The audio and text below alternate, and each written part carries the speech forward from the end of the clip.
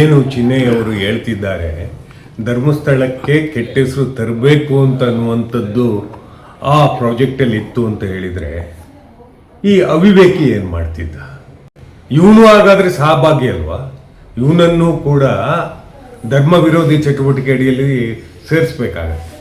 ಇವನು ತಗದಿಮಿತ ಅಂತ ಹೆಂಗ್ ಬೇಕಂಗೆ ಕುಣಿಗೆ ಬರೋದಿಲ್ಲ. ಯಾರು ಧರ್ಮಸ್ಥಳಕ್ಕೆ ಕೆಟ್ಟ ಹೆಸರು ತರ್ತಿದ್ದಾರೆ ಅನ್ನುವಂಥ ವಿಚಾರ ಗೊತ್ತಿದ್ದೂ ಕೂಡ ತಪ್ಪು ಎಸಗುವ ಪ್ರಕ್ರಿಯೆಯಲ್ಲಿ ಹೋಗಿದ್ದಾನೆ ಅಂತ ಹೇಳಿದರೆ, ಇದು ಅಗಾಧವಾದಂಥ ಅನುಮಾನಕ್ಕೆ ಆಸ್ಪದ ಕೊಡುತ್ತೆ. ಒಂದು. ಎರಡನೇದು, ಇವನೇನು ಮತ್ತು ಇವನ ಹೆಂಡತಿ ಏನು ಮಾಡ್ತಿದ್ರು? ಈ ವಿಚಾರವನ್ನು ಸರ್ಕಾರದ ಗಮನಕ್ಕೆ ಮತ್ತು ಇದನ್ನು SIT ರಚನೆ ಮಾಡಿದ ಸಂದರ್ಭದಲ್ಲಿ ಯಾಕೆ ಗಮನಕ್ಕೆ ತರಲಿಲ್ಲ?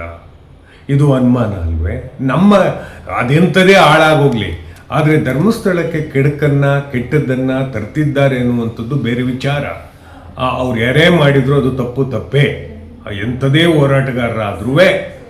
ಆದರೆ ಈಗ ಬಂದಿರುವ ಪ್ರಕರಣ ಸುಪ್ರೀಂ ಕೋರ್ಟಿನಲ್ಲಿ ಪ್ರಕರಣ ಅಲುಗಾಡ್ತಿರುವ ಸಂದರ್ಭದಲ್ಲಿ ಈ ಸಂಚು ರೂಪಿತ ವ್ಯಕ್ತಿಗಳು ಯಾರಿದ್ದಾರೆ ಅವ್ರ ವಿರುದ್ಧ CBI ತನಿಖೆ ಆಗಬೇಕು ಅನ್ನುವಂಥ ನಿಟ್ಟಿನಲ್ಲಿ ಯಾರೆಲ್ಲ ಆಲೋಚಿಸ್ತಿದ್ದಾರೆ, ಗೌರವಾನ್ವಿತ ನ್ಯಾಯಾಧೀಶರುಗಳು ಸುಪ್ರೀಂ ಕೋರ್ಟಿನ ವಾದವನ್ನು ನೋಡಿದ ನಂತರ ಅದರ ದಿಕ್ಕು ತಪ್ಪಿಸಲಿಕ್ಕೆ ಇವರು ಸಂಚು ಮಾಡ್ತಿರೋರು.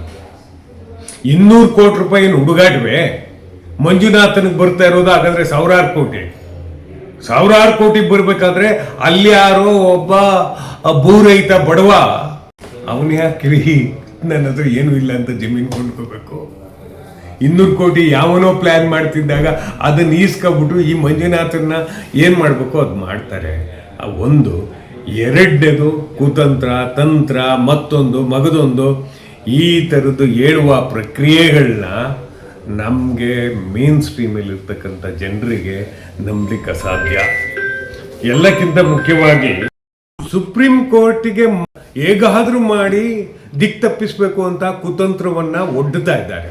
ಈ ಕುತಂತ್ರಕ್ಕೆ ಪರ್ಯಾಯವಾದಂಥ ಆಲೋಚನೆಗಳು ಇರ್ತವೆ ಅನ್ನುವಂಥದ್ದನ್ನು ಅವರು ತಪ್ಪಾಗಿ ಭಾವಿಸ್ತಾ ಇರುವ ಹಾಗೆ ಕಾಣ್ತದೆ.